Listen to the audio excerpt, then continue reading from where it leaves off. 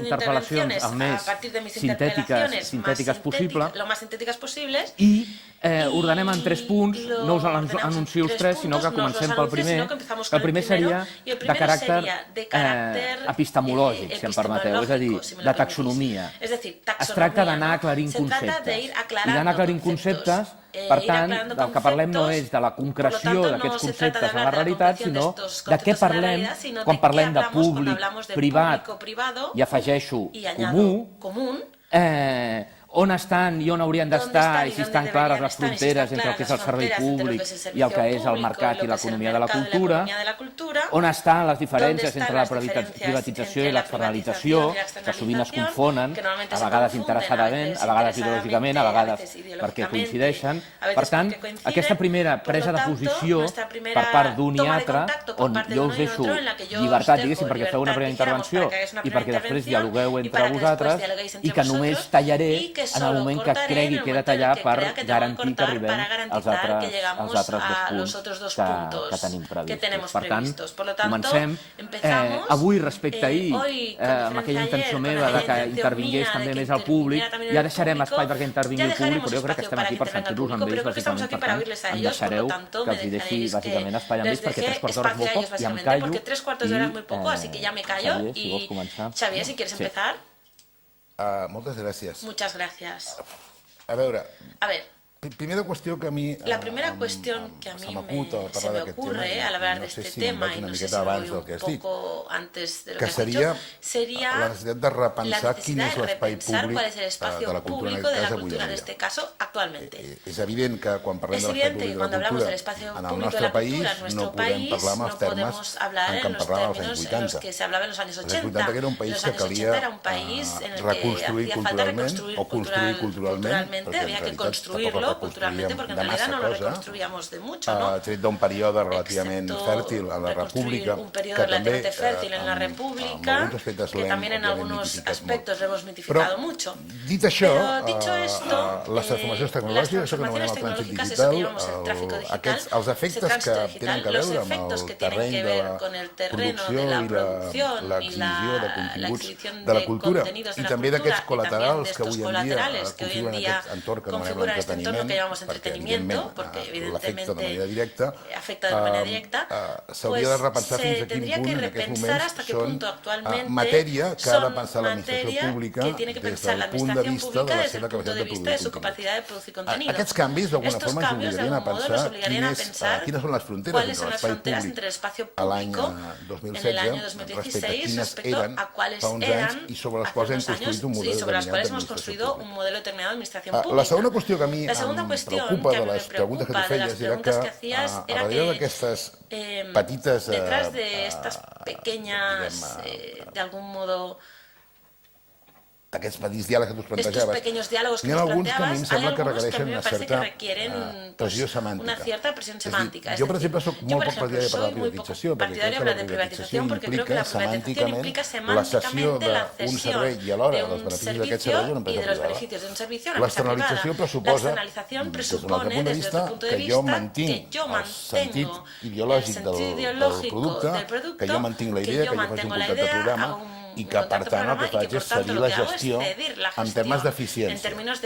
I quan parlem d'eficiència, que és un element que hauríem de posar sobre la taula, no estem parlant d'eficiència econòmica, sinó estem parlant d'eficiència social, o d'eficiència cultural, o d'eficiència en termes dels objectius de l'administració pública, que en darrera instància han de ser els ciutadans. Deixeu-me, per no estendre molt, que acabi això amb un corol·lari. A mi em preocupa fins a quin punt aquest debat entre públic i privat, que és un debat etern, que té connotacions perverses, perquè sovint associem això a una falsa idea de lo comercial i lo no comercial, lo que provoca negoci i lo que no provoca negoci, també amaga un debat que no volem fer, i que a mi em sembla que està en l'origen d'aquesta pregunta que jo em feia sobre l'àmbit del servei públic avui en dia. Hauríem potser de fer una reflexió també si l'objectiu del servei públic en matèria cultural és el ciutadà o és l'artista, és l'empresa o és el públic, en el sentit, diguem, anglosaxó de la paraula, no en el sentit que tingui cap connotació comercial. I si tot això fossin capaços de resoldre-ho,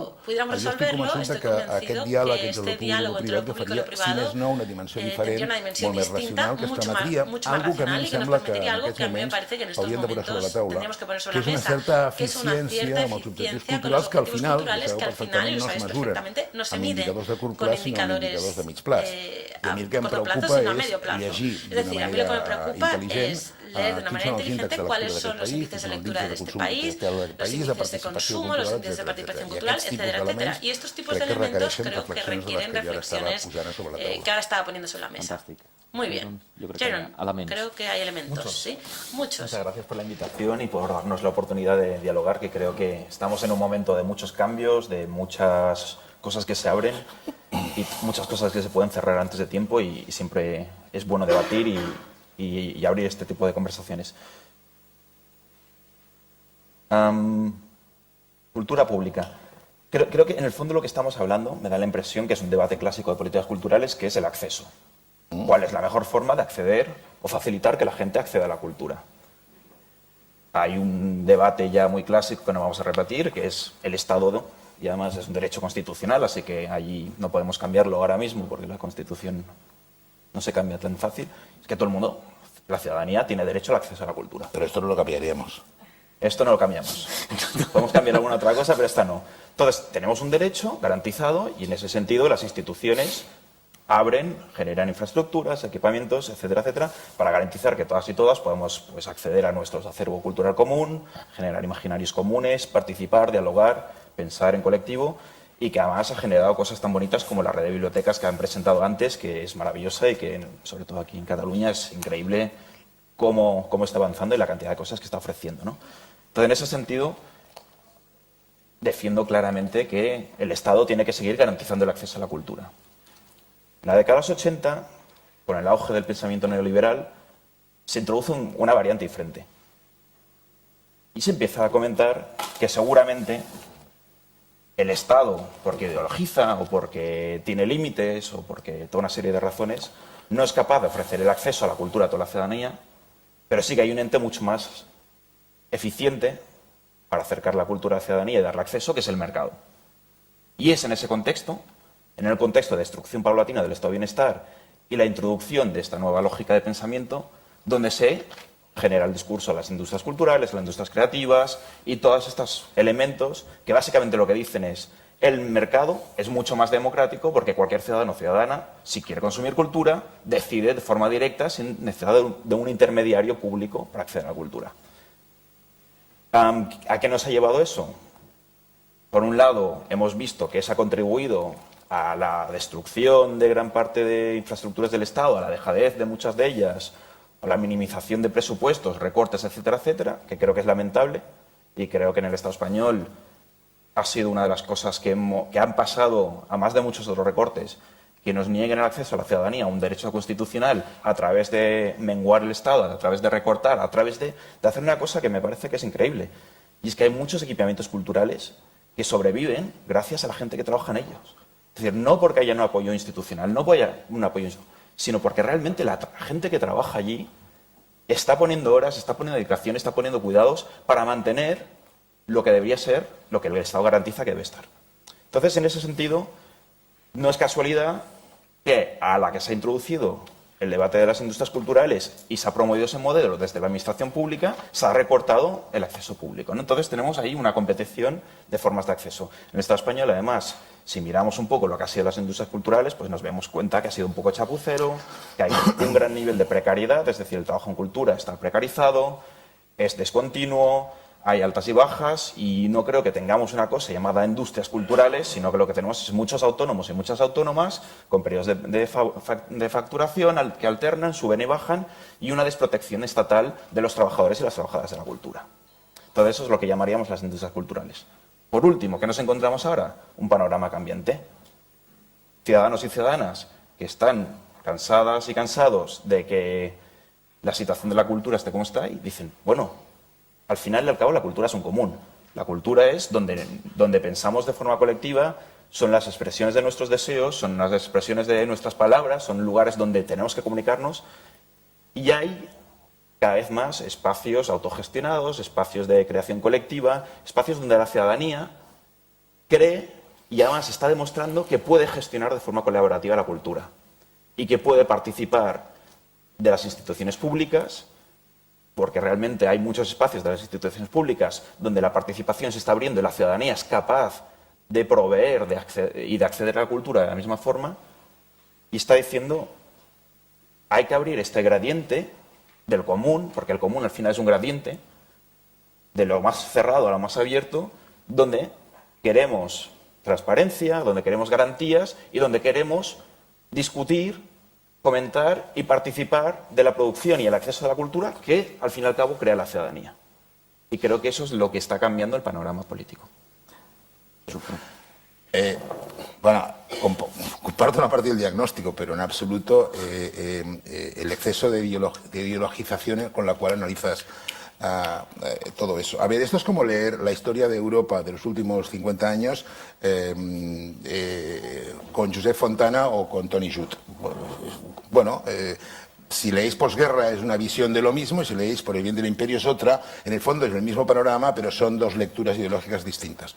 Es evidente que las industrias culturales han creado un enorme descuido de eso que tú llamarías el sentido común. Eso no te lo voy a cuestionar. Aquí y en Estados Unidos, en Inglaterra, en cualquier parte. Es evidente que forman parte de algo tan inevitable como la gestión de este proceso digital y de globalización que nos afecta y que hemos de domesticar, hemos de entomar de alguna forma y sobre el cual hemos de redefinirlo también con elementos ideológicos. Pero hay una cuestión que es evidente. La principal culpa de que eso haya ocurrido tiene que ver con ciertos errores públicos, como por ejemplo algunos que voy a citar. En los años 80, que por cierto no estábamos todavía en una época estrictamente neoliberal, sino en España viviendo los coletazos finales del estado de bienestar y de eso que llamaríamos la socialdemocracia, y no voy a entrar ahora en el debate profundo de las trampas de la socialdemocracia, qué significaba y cómo se construyó, y el tema del muro y todas estas cosas, que lo podríamos decir, pero es otro tema de carácter más general. El neoliberalismo llegó a principios y mediados de los 90, más bien. Creo que en esto estarás de acuerdo conmigo, aunque estuviera agazapado esperando su momento, eso no te voy a negarlo. En cualquier caso, tres errores que ha cometido la administración pública y que tienen que ver con eso que tú has definido, ese diagnóstico un tanto tremendo que has hecho de la realidad cultural de este país. Tremendista, digamos. Sí, primero. No, déjame darte tres datos. Primero,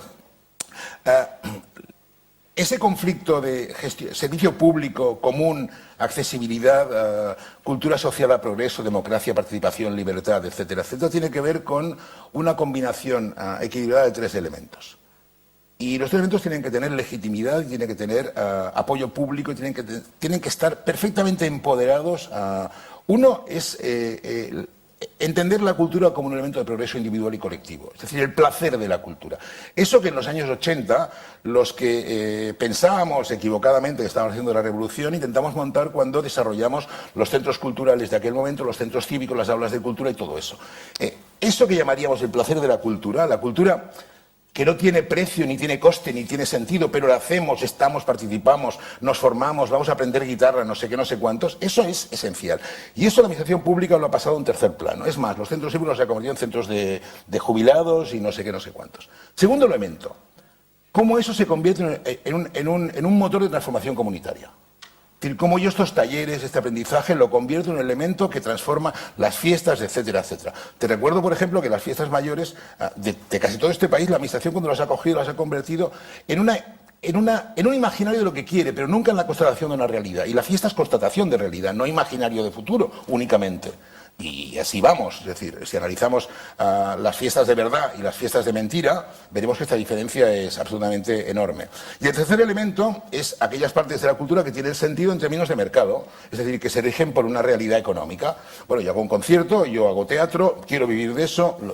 Pero si estas tres partes se desequilibran, y se han desequilibrado, y yo creo que esto es lo que en el fondo tú querías decir, cuando se desequilibran y cuando la administración no las reubica, bueno, es lo que yo entiendo, o quisiera entender, si la administración no las reubica, no las reequilibra, la cultura se convierte, evidentemente, en un elemento excesivamente, falsamente de mercado. Fem que contesti això i així... Y ahí hay un problema enorme. Y estamos en y estamos en este proceso en el que hay un desequilibrio, y lo que hay que hacer, y hay una oportunidad ahora para hacerlo justamente, es reequilibrar en todo lo que significa del siglo XXI estos tres elementos que configuran eso que llamaríamos el derecho al acceso a la cultura, que no es únicamente ir a ver un espectáculo, sino convertirme en un agente directo de eso que me permite los instrumentos culturales. ¿Es un problema de desequilibrio? Sí, a ver, dices que hago una lectura ideológica, pero claro, estamos hablando de políticas culturales y creo que no se puede pensar en términos de política o política cultural sin pensar que hay un trasfondo ideológico. Claro. Entonces, si ocultara un posicionamiento es donde hago una trampa. Cualquier política cultural tiene una ideología. Algunas nos gusta expresarla o ponerla sobre la mesa, otras pasan más desapercibidas. Entonces, ¿ideologizo mi lectura? Obviamente. No puedo hablar de política sin un trasfondo político ideológico. Sería imposible. Entonces, dicho eso, creo que estoy siendo descriptivo. Cuando digo que estoy siendo descriptivo, digo, las industrias culturales en el Estado español han generado precariedad. ¿Han generado precariedad y cómo lo podemos medir? Pues mirando qué tipo de tamaño tienen las empresas en empresas culturales del Estado español. ¿Qué encontramos? Microempresas todo el rato. 2, 3 trabajadores.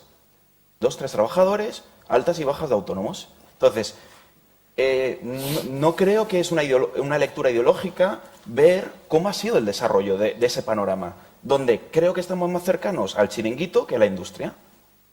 Y eso estoy intentando ser descriptivo. Y ha habido mucho chiringuito. Es verdad que el Estado, pues obviamente no es perfecto ni lo va a ser y esperamos que no lo sea, porque el Estado siempre necesita la ciudadanía, una ciudadanía despierta, una ciudadanía con ganas de contestar, de participar, para enmendar, para corregir, para participar de las decisiones políticas.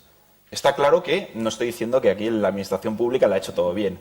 Ha hecho muchas cosas mal y las estamos pagando. Hay muchos chanchullismos, ha habido redes de corruptela, ha habido unas entradas y salidas de fondos de personas en las administraciones públicas que ahora mismo están empezando a salir. Y todo eso enturbia lo que podría ser una lectura no ideológica de lo que ha pasado. Pero a mí, si me permitís, yo creo que hay dos, yo os pediría, hay dos niveles de análisis, ¿no?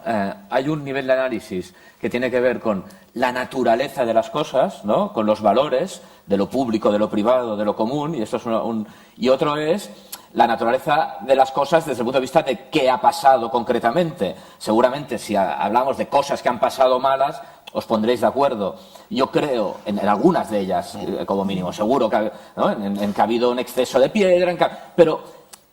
Claro, esto está claro. Por esto digo, no vayamos tanto a esto, que desde el punto de vista ideológico, Xavier, claro, ¿qué es lo que hay detrás? Pero, Xavier, estamos hablando del debate que nos ocupa aquí, y ese debate es pertinente en la medida en que genera enormes tópicos, y que es lo público, lo privado. Exacto, y el acceso, y el papel del acceso. Los que damos por supuesto, y yo lo doy, que la cultura es intrínsecamente un deber público y un espacio público, le exigimos a la administración que tingui una capacitat de regular este sistema para que tenga los objetivos que persigue. Yo lo que estoy diciendo es que... O voldria evitar que es pogués pensar en el context d'aquest debat, que els problemes de la cultura d'aquest país són problemes derivats bàsicament de lo privado. I jo penso que són problemes derivats bàsicament de lo públic. Això és el que estic dient. Eso es lo que estoy diciendo. Que yo cuestiono el paper de la política cultural pública en este país, que desde mi punto de vista no ha sabido ordenar adecuadamente las cosas para evolucionar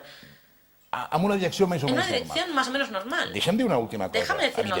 Evidentemente que hay una ideología ahí. Claro, cuando yo he dicho, he puesto un ejemplo, esto es como la versión primera que has dicho, ¿no? Y yo lo quería describir también. Es como leer la historia de Europa a través de un libro de George Fontana o de Tony Judt. Los dos tienen alta ideología y faltaría más. Lo que estoy diciendo es que desde mi punto de vista hay una visión muy ideologizada. Ahora bien, dicho esto, que aparte desde un cierto punto de vista, pues en el principio ya he dicho que comparto parte del diagnóstico, pero a mí me parece, y por eso decía antes, cuando me refería al espacio público, absolutament necessari. Es absolutamente necesario justament per repensar-lo i per no perdre'l. Y para no perderlo. Perquè un dels problemes Porque uno de los problemas más graves que hay en este si momento perdem es un que si sol perdemos un solo minuto, ens agafen les indústries nos lo culturals cogen las industrias multinacionals. culturales multinacionales. És a dir, ens l'agafen, Es decir, i nos per lo tant cogen, y perdrem por lo tanto una cosa que és perderemos essencial, una cosa que es que és esencial, adreçar y que es aquesta dirigir accessibilitat esta accesibilidad amb una direcció que incorpori elements de participació, elements de renovació, elements de creació d'imaginaris propis, etc.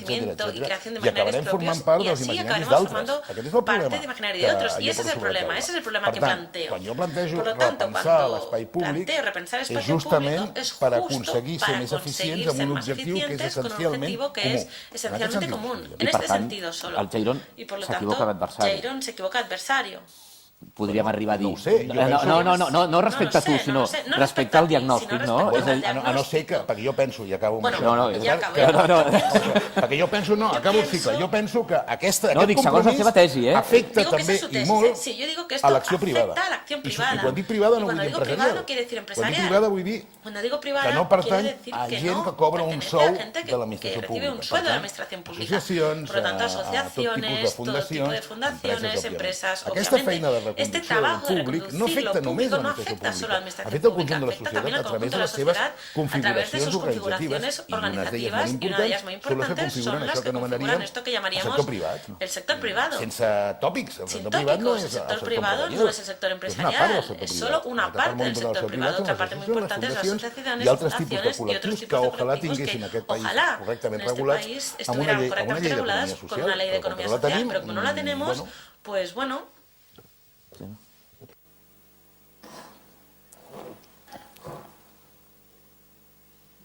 Vale. D'acord. Creo que podemos introducir un elemento más al diagnóstico, que creo que es importante, y porque estamos hablando público-privado y está lo común, pero está lo público no estatal, que creo que también es importante tener en cuenta. Y lo público no estatal ha sido un poco, yo creo, uno de los motores realmente de la cultura en el Estado español y en Cataluña mucho más, que son todas esas organizaciones, colectivos, espacios que se han dedicado a organizar fiestas, han organizado a organizar eventos, se han dedicado a cuidar espacios que se estaban siendo dejados, etcétera, etcétera. Y que todo ese espacio de en medio, que no es ni público ni privado, porque realmente no son entidades privadas, porque muchas de ellas no tienen ánimo de lucro, o no lo tenían porque eran asociaciones hasta que se empezó a introducir una idea de empresarialización de toda la cultura y entonces se quedaron como atrapados en este espacio de lo público, lo privado. Y creo que es de allí donde empezamos a ver emerger un rechazo a lo que había, un rechazo a esta dicotomía, este rechazo a tener que pensar la cultura en términos de público y privado. Porque realmente gran parte de las asociaciones, de los colectivos, de los espacios autogestionados, que a lo mejor están en capitales, pero que están mucho más presentes fuera de las ciudades, es realmente lo que ha contribuido a que haya algo parecido a una política cultural a nivel municipal. Es decir, los que han contribuido a mantener vivas unas culturas. Son todos esos espacios los que han empezado a protestar, los que no se han sentido cómodos con encajar dentro del imaginario de que tenían que ser empresas, porque no, en el fondo no lo eran. Y creo que ahí ha habido un gran error, es decir, incentivar un proceso de privatización. Y digo privatización, y soy consciente de que estoy diciendo privatización y no es externalización. Porque no se les externalizaba nada, sino se les incitaba, se les invitaba a devenir empresa porque sabía que ahí habría algo que gestionar, algo. Y que ha sido los grandes perjudicados. Es decir, que todas esas pequeñas empresas que se crearon finales de los 90, a principios de los 2000, son las que han caído después con la crisis.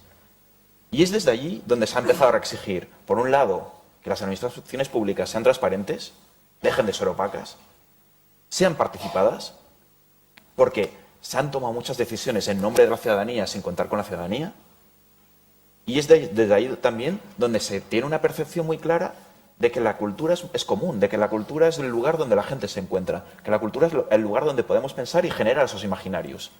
Entonces, creo que es en este espacio donde vamos a tener que empezar a diseñar políticas públicas. Escapando, creo, que de estos dos grandes mamotretos de público y privado, que a lo mejor no estamos viendo igual, pero que sí que están imposibilitando que se escuchen todas estas otras voces, otros espacios, donde efectivamente se produce y se consume y se accede a la cultura. Y creo que es saber perfilar una política cultural que entienda todo este espectro de lo común, donde lo público estatal, lo público no estatal, lo privado y lo común están en diálogo, están participando, están constantemente interactuando, creo que va a ser el diseño de unas políticas culturales que sean capaces de percibir esa realidad, ser sensible con lo que está pasando, que es lo que ha pasado también muchas veces con las políticas culturales, que se ha diseñado lo que quería que fuera una cultura sin saber muy bien lo que se estaba pasando de base. Y creo que si no somos capaces de entender ese lugar de producción de políticas culturales, acabamos en este lugar donde nos vamos a acabar enquistando tú y yo si seguimos hablando de temas de publicidad. Aquesta obertura, o sigui, aquesta tercera... Es evidente que ahí está la clave del tema. Lo que resuelve justamente estos dos aspectos de la vida cultural que comporta la accesibilidad, que es el placer y el acto comunitario, requiere un tipo de organización de otra naturaleza, que es la gestión de lo público desde el mundo asociativo. Ahora, eso hace falta también, otra de las críticas a la Administración, un marco normativo, digamos, adecuado, o un marco jurídico adecuado. Te pongo un ejemplo muy rápido. El otro día hubo una conferencia en Barcelona en la que el responsable de las políticas de mecenazgo francés nos explicó cómo funcionaba. Y en realidad, si miramos las deducciones fiscales que hay en Francia o en España, son prácticamente mejores las que hay en España. Pero en cambio en España no funciona el mecenazgo y en Francia sí. ¿Por qué? Porque el mecenazgo implícitamente se refiere o el objeto del mecenazgo es la empresa sin afán de lucro, obviamente. El 80% de la estructura cultural francesa, eso que llamaríamos común, no el Teatro de Boulevard, por ejemplo, el de París, funciona a través de asociaciones, con lo cual son receptoras natas de posible mecenazgo. En España, en cambio, nos han obligado a ser empresas, y tú lo has definido muy correctamente, simplemente porque el marco normativo obligaba a que si quieres recibir una subvención has de ser empresa, y eso ha creado falsas empresas por todas partes. Claro, ¿cuál es el problema? Y, por ejemplo, va a frustrar la posibilidad de que una ley de mecenazgo tenga efectos positivos en este país, como mínimo cuantitativamente notables. ¿Cuál es el problema? Y tú has dado en el clavo. Hace falta entender que las soluciones, o buena parte de las soluciones para tener una política cultural pública decente en este país, no tienen que ver hoy en día únicamente con una cuestión de dinero, sino con tres cuestiones básicas. Cuestiones jurídicas, es decir, cómo creamos un modelo de sociedad cultural que no es de empresa y que probablemente es la que va a aglutinar el porcentaje mayoritario de acción cultural en este país. En segundo lugar, un problema fiscal, es decir, cómo regulamos económicamente los flujos económicos que mueven esta gente.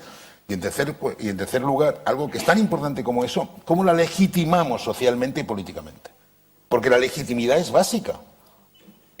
Estos tres elementos forman parte de algo que en el fondo es el discurso que yo intento poner encima de la mesa. En la medida en que aceptamos que la cultura es intrínsecamente pública, hemos de exigir a la administración pública que deje de convertirse únicamente en el operador cultural, en el productor de contenidos, y que pase a ser aquella institución que ordena la mesa y que nos permite a todos desarrollar la cultura. Porque estarás de acuerdo conmigo, creo, que si alguna cosa le podemos achacar a veces a esta confusión público-privado, es que la administración se ha armado de legitimidad para ser el productor de contenidos.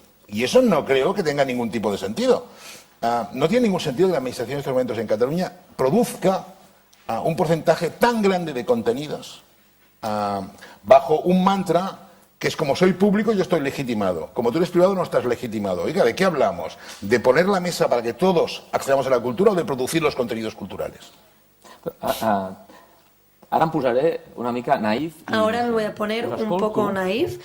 Os escucho. Y ahora que un momento que parlabas. Hace un momento que hablabas y él hacía que no con la cabeza. Deia que no. Però tot i dir que no, pero aunque decía que no, y siendo naïf o inocente, abans parlaves de en tu intervención, cuando antes hablabas de este diálogo entre los diferentes sectores, entre estos diferentes objetivos que lo que deben hacer es dialogar, y lo que dices tú ahora y lo que has dicho antes del espacio público, el privado y el no lucrativo, etcétera. ¿Por qué? Porque sembla que dieu parece que digáis y d'altra banda sembla que lo no mismo gens d'acord. Y parece que no estáis nada de acuerdo. ¿Qué hay detrás Obviamente, de todo desde el punto de esto? vista ideológico. Evidentemente desde el punto de vista ideológico. ¿Qué hay? Una desconfianza... Una desconfiança, no, òbviament no personal, sinó una desconfiança ideològica general o què està passant? Què és el que està passant? És dir... Jo crec que la pregunta està clara, perquè representeu alguna cosa vosaltres dos. Porque vosotros dos representáis algo en esta discusión. Yo considero representantes. Yo os considero representantes de algo. Socialdemócrata. De una mirada socialdemócrata. Etcétera, y de una mirada. Es decir, y de una mirada más de lo común. La mirada dona espai a l'altre, la mirada socialdemòcrata dona espai a socialdemòcrata da espacio para lo común. On està el kit del teu no, diguem-ne, o de les... digamos de alguna forma desacords. ¿Qué de estos desacuerdos? ¿Qué hay de trasfondo? Yo creo que me ha dado la razón porque le he convencido, así como... Ah, muy bien. Muy bien. Pero bueno, aparte de la broma. No sé en qué momento he gesticulado porque se me escapa a mí. No sería muy jugador de póker porque se me ven las intenciones siempre. Pero lo que estoy... Donde difería yo creo es cuando... Creo que aquí no tan solo venimos a hablar de discursos, sino también de prácticas. Y creo que no es tan solo lo que vengamos a decir aquí... el mundo de las prácticas, muy bien. Sino que algunos tenemos historiales, otros no tenemos historiales, y algunos hemos impulsado desde cargos públicos cosas que no. Entonces, en ese sentido, cuando hablabas de estamos aquí para abrir esta cosa al espectro común y la administración ha hecho tal, creo que también estaría bien que tuvieras incluido. Es decir, desde la administración hemos impulsado la creación de empresas porque, bueno, las industrias culturales... En el Estado en Cataluña, en Cataluña, se me ha ido el pensamiento, ¿ves que no puedo jugar a póker? Has tenido una gran parte que ver, entonces en ese sentido se me hace raro que hables del Estado como un tercero cuando tú has estado muy presente dentro y cuando justamente de lo que estamos hablando has tenido una parte. Entonces, hacía que no en la cabeza porque, claro, ese tercer agente de Estado pues se me hacía curioso que no asumieras tu postura dentro de él. Como claro que la asumo. A ver, vale. Déjame te haga una pregunta muy tonta. En cualquier tipo de gobierno del mundo, sea del color que sea, común, de derechas, comunista o yo qué sé, al ministro de Economía o al ministro de Hacienda o al ministro de Agricultura o al ministro de Sanidad se le pide que desarrolle la parte que le toca de un gobierno del cual forma parte y que hay que medir en su globalidad. Claro que yo asumo, ya que te has referido a eso, mi experiencia como director del Instituto de Industrias Culturales, donde desarrollo e impulso una parte importante de las empresas de este país. También de otros núcleos no empresariales y no, porque no hace falta. Pero en cualquier caso... Eso debe medirse en términos de éxito y fracaso de una concepción global de una consejería, no de un departamento en concreto, es que si no sería como pedirle peras al olmo. A ver, es evidente que cuando yo antes decía y montaba o planteaba encima de la mesa una tríada de objetivos y decía, a ver, no tiene ningún sentido y crea un desequilibrio brutal que no juguemos a buscar estructuras paralelas que empoderen a la vez la participación, el compromiso colectivo y el desarrollo de la cultura como un efecto profesional, significa que también es función de la administración pública desarrollar esa parte que en términos privados se explica produciendo y exhibiendo y distribuyendo contenidos, faltaría más. Es más, completando una cadena de valor que tiene que ver con elementos y talentos que nacen en espacios estrictamente públicos. Si en Barcelona, por ejemplo, desarrollamos una política muy interesante de casas de creación, no tiene ningún sentido que planteemos, y a veces pasa, que las casas de creación deben buscar su propia cadena de valor al margen de la general de la ciudad. Es decir, ahí creamos, nos hemos de distribuir nosotros, nos hemos de difundir nosotros, nos hemos de administrar nosotros, nos hemos de hacer nosotros las infraestructuras, hemos de hacer nosotros nuestro mercado y hay otro mundo fuera que tiene que ver con los teatros o los auditorios o las empresas de exhibición musical. Oiga, la cadena de valor de una ciudad es integral, es integral. ¿A alguien se le ocurre pensar que la Pina Bausch está fuera del mercado? No, y forma parte de un proceso creativo muy interesante, o tantos otros que hay en el mundo, o que había en el mundo mundial. Entiendo que es parte de una política cultural vigilar, controlar, hacer posible que todos los elementos que configuran la cadena de valor de un sector funcionen con normalidad, se aprovechen al máximo, sean evaluativos que expulsen lo que es innecesario, no porque no sea popular, sino porque realmente no debería estar, que es un concepto que nos hace falta también en la cultura incorporar ciertos elementos de evaluación y de auditoría. Eso es lo que estoy diciendo, nada más. Por supuesto que yo he impulsado empresas cuando me ha tocado. En los años 80 impulsaba aulas de cultura, porque es lo que yo hacía. Pues sí, claro. Sí. Porque claro. Bueno,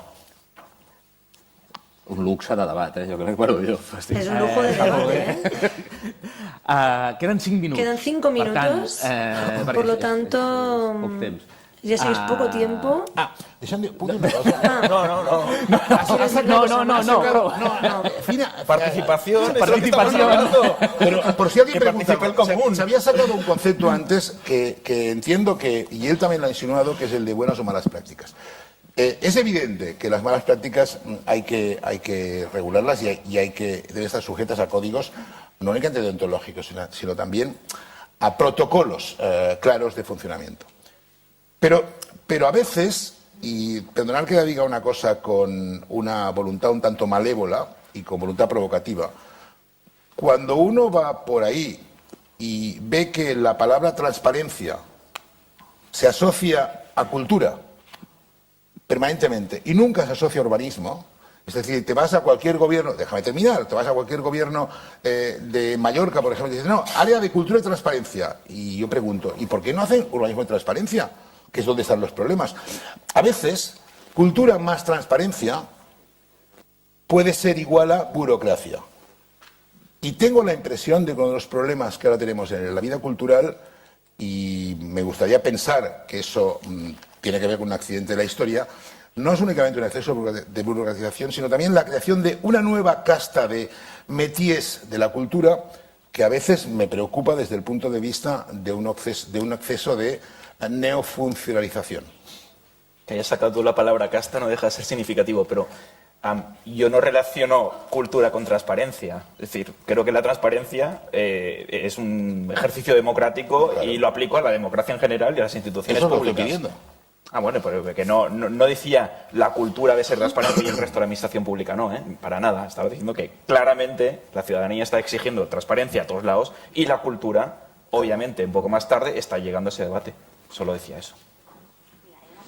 Molt bé. Sí, doncs sí, Muy bien. Molt bé el debat. Gràcies, allò esteu posant. Muchas gracias por este debate. Dado que estamos a las puertas de San Jorge, Xavier Marcé ha comentado antes que hace falta leer correctamente los índices de lectura.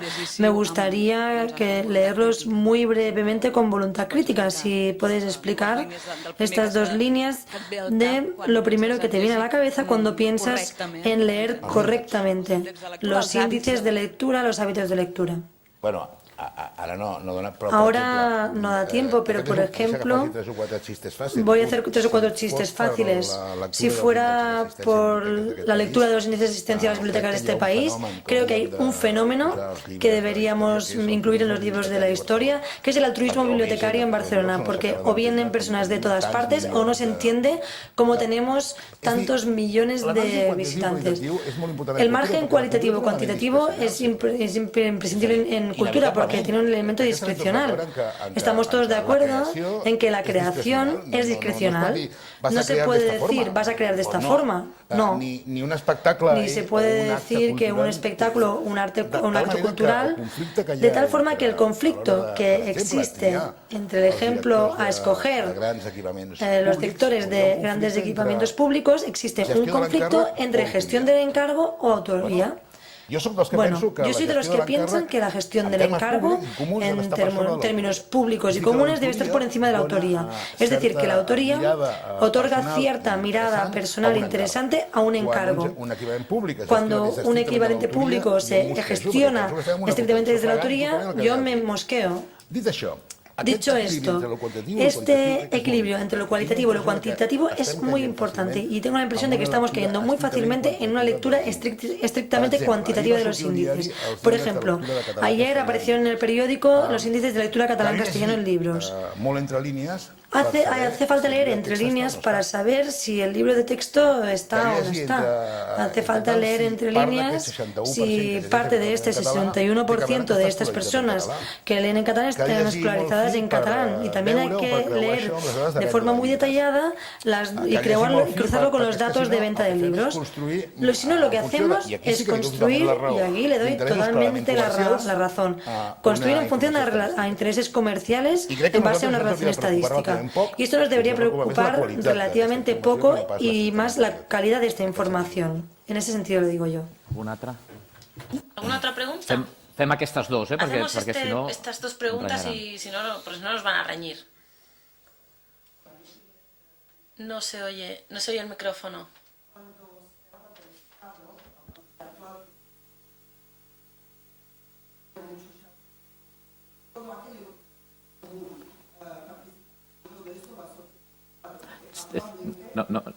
No está... Acá no. Sí, porque actualmente todos aquellos que luchan en el procomún, en lo que algunos actuales partidos de gobierno se rellenan boca de esto, no tiene que ver nada con el Estado. Incluso actualmente el Estado lo destruye. No sé si sabéis que, por ejemplo, aquello lo que tú asocias, para mí son ejemplos como Can Vies, por ejemplo, en Barcelona. Hablamos de práctica real. Ayer han dicho que el ayuntamiento, gracias a unos partidos que han votado en pro y en contra, se va a destruir. O sea, el Estado actualmente es neoliberal y lo ha construido, por ejemplo, el ayuntamiento para que tiene que ser y funcionar como una empresa. O sea, donde cultura tiene que ser rentable. Nosotros hemos llegado en Barcelona en un momento de control totalitario institucional de cultura y arte, donde hemos creado lo que tú has dicho, casas de cultura, tienen su nombre, fábricas de creación, que en últimos 10 años tenemos 10, que mayoría eran gentrificación y especulación de suelo público, donde están en periódicos estos datos, lo que nos costó, y el más gran robo de nuestra ciudad es, por ejemplo, Fabra y Coats, donde dentro de estas fábricas el artista casi no tiene el acceso. Aquí es como que se juntan muchísimas cosas hablando en general, y esto no funciona así, no es así. La práctica y nuestra realidad en la ciudad no es así. Lo privado, lo que tú hablas, lo que habláis, puede ser asociación, cooperativa, empresa, da igual qué forma fiscal tiene. Pero lo que tú dices, lo privado, para mí lo que tiene valor son iniciativas con una real necesidad, porque cuando se crea una iniciativa cultural es, por ejemplo, en años 80, lo que tú hablabas, mayoría de gente en danza han creado sus locales y sus espacios por una necesidad real, como era aquí está el Alexis La Caldera, cuando se junta 8 compañías con una necesidad donde el Estado no tiene no ayuda de ninguna manera, donde el dinero público no llega realmente al ciudadano. Y seguimos en esta situación. Seguimos... Yo creo que ha quedado... ha quedado claro. Yo creo, digo porque es que es por el tiempo, ¿eh? Sí, yo quiero que se están manipulando algunos sentidos de la realidad. Gràcies. Fem l'altra pregunta i així tanqueu vosaltres amb els Hacemos dos otra pregunta y así comentaris. cerramos nosotros con nuestros comentarios. Buenos días. Sí. Yo quería hacer reflexionar sobre dos cosas. La primera, habéis comentado en un debate público-privado el tema de las pequeñas empresas o grandes empresas, autónomos, chiringuitos o grandes empresas serias y formales. Me opongo a esa dicotomía, o sea, no. En este país hay mucho emprendedor, no solo en cultura, sino en muchísimas otras cosas, expulsado por los malos empresarios que hay en las medianas empresas y en las grandes empresas. Entonces, en cultura posiblemente haya más porque el sentido crítico que tenemos es mayor, ¿vale? Pero eso no es un debate público-privado. Malo es que lo público conciba como que lo bueno son las medianas y grandes empresas. Vamos mal, si esa es la conclusión, ¿no? En una economía con pequeñas empresas y con mucho autónomo, lo que debe hacer el Estado es favorecer asociaciones, debe favorecer empresas de un nivel mayor que puedan agrupar o que puedan prestar servicios a esas más pequeñas, ¿no? Ese sería su papel. Eso por una parte. Y por otra parte, y esto sí que es una pregunta, En Valencia tenemos en este momento publicado un plan estratégico de cultura que ha hecho la Consellería y introduce por primera vez, y a petición nuestra casi, de las sociedades musicales, la necesidad de establecer las diferencias claramente del sistema fiscal y sistema administrativo entre los profesionales y los amateurs. En España hay experiencias al respecto, conocéis, en Europa donde se está haciendo bien, porque los problemas y allí se manifiestan en la calle, o sea, una banda de música que está hecha por amateur que cobra por hacer una actuación y un profesional que a eso le molesta cuando también hablamos del caso totalmente contrario, ¿no? El profesional, etcétera, etcétera, etcétera. Bueno, gracias. Tanqueu amb això? Sí. ¿Cerráis ya esto? Respondiendo a Simolina, siento mucho si no me he explicado bien. Yo lo que quería exponer es que está claro cuál es la cultura pública, es decir, aquellas instituciones financiadas 100% por el Estado que tienen una obligación de dar acceso a la cultura y garantizar que toda la ciudadanía pueda acceder a la cultura sin prescribir edad, género, ¿vale? Creo que está lo público no estatal, es decir, todas esas asociaciones, colectivos que han recibido ayudas públicas, por lo cual están contribuyendo a crear cultura y están siempre, el Estado es el que garantiza que esas ayudas no se malgasten, que no se usen para fines que no son culturales, etcétera, etcétera. Entonces, hay una parte de lo público que no es estatal, pero que cumple una función estatal, es decir, de producir cultura. Después está lo privado, que ya hemos declarado, y lo común, que es todos esos espacios autónomos, unos espacios mucho más críticos, que ya están fuera de la tutela del Estado, que buscan otro tipo de sistema de reconocimiento y que escapan a la lógica público y privado y que están abriendo un espacio crítico, autónomo, de reflexión, etcétera, etcétera. Lo que proponía es pensar ese espectro de agentes, pero no estaba diciendo para nada que la cultura crítica, etcétera, etcétera, es de Estado, etcétera. Estaba intentando desglosar los diferentes aspectos con los que nos tenemos que enfrentar a la hora de generar una política pública. Y sobre lo de las grandes empresas, efectivamente, bueno, en el Estado español habría que hacer un estudio un poco significativo de cómo se han consolidado algunas grandes empresas culturales, qué relaciones han tenido con las diferentes administraciones, cuáles son las relaciones de publicidad, de no publicidad, de ayuda, etcétera, etcétera. Y eso nos ayudará a entender, en parte, por qué se ha tendido a la precarización del pequeño empresario o los autónomos. Es decir, como que esas grandes empresas que han tenido mucho apoyo público, directo e indirecto, han generado o han contribuido a generar que después hay un trabajo precario en el Estado español. Estoy de acuerdo. Xavier? A ver, yo cuando hablaba de... Estem fora de temps, per tant... Cuando hablaba Estamos de fuera de tiempo, así que... empresas o falsas empresas, no me refiero a falsas empresas en los términos peyorativos, sino que las han situado en el terreno de una empresa cuando deberían tener un marco jurídico distinto, mucho más normal y más cercano a lo que es la naturaleza del sector cultural. Yo no comparto la taxonomía que él ha hecho porque me parece de una planificación que como si uno pudiera ser en la vida, si eres bueno no puedes ser un poco malo y si eres malo no puedes ser un poco bueno. Yo no veo que la cultura vaya así porque creo que la cultura, si alguna cosa no tiene, es esta capacidad de ser planificada. Es más, me inquieta cuando la cultura es muy planificada porque eso me connota algún sustantivo que no me gusta, ¿no? Pero dicho eso, tengo la impresión de que la precarización de la cultura en este país no tiene que ver tanto con que la Administración ponga o no ponga más recursos en el sector, que debería hacerlo y los ponga más inteligentemente, sino que no hemos logrado que la cultura interese a un número suficiente de ciudadanos. Creo que este es un problema del que también huimos y del que no nos gusta hablar. Es muy fácil refugiarse en que hay un vecino hermano que lo hace muy mal, que es el mundo de la educación. Y que claro, como la educación en este país no chuta, la cultura pues tenemos un problema. No, también es problema nuestro seducir a los ciudadanos para que participen y colaboren y contribuyan a levantar eso que llamamos sector cultural. Y ahí tenemos un problema muy grave. Es decir, el fracaso de un proyecto, suponiendo que la palabra fracaso sea útil en cultura, que es muy discutible, también tiene que ver con la dificultad para conseguir seducir a una parte de la ciudadanía. I això hay que ponerlo encima de la mesa. Molt bé. Estem fora de temps. Moltes gràcies. Jo voldria agrair-los especialment perquè que algú s'atreveixi a discutir de veritat en aquest país on on quan ens barallem és per coses que no són per les que discutim, em sembla d'una honestedat fantàstica, intel·lectual, per tant, els agraeixo molt que hagin sigut així d'honestos intel·lectualment. Per tant, moltes gràcies. Gràcies a vosaltres. Muchas gracias.